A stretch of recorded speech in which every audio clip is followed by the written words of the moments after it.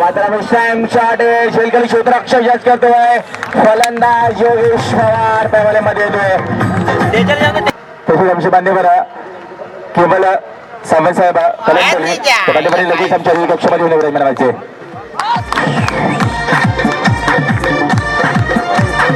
बॅटचा base करून अतिशय महत्वाचा असणार आहे. मात्र त्या दरम्यान दिवसामध्ये आपला आपण तेवीस स्ट्राईकला फलंदाज मध्ये चेंडू होता त्याला फक्त सन्मान दिला गेला होता. मात्र जबरदस्त गोलंदाजी नाही त्या ब्लॉकर मध्ये चेंडू फेकला गेला. जबरदस्त गोलंदाजी होती पण त्याची क्षेत्ररक्षक आलाय निल्सन मध्ये तोपर्यंत फक्त सिंगल येते षटक वाजली.